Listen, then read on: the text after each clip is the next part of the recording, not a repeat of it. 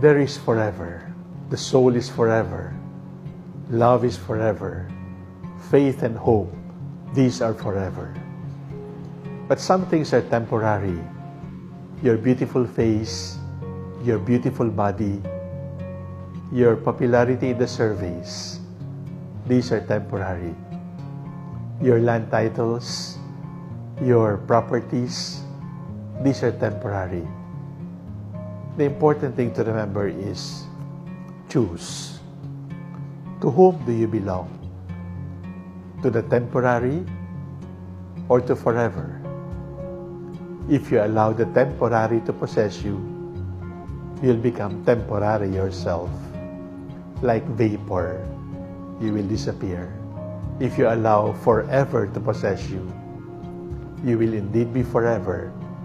And this is the plan of God for you.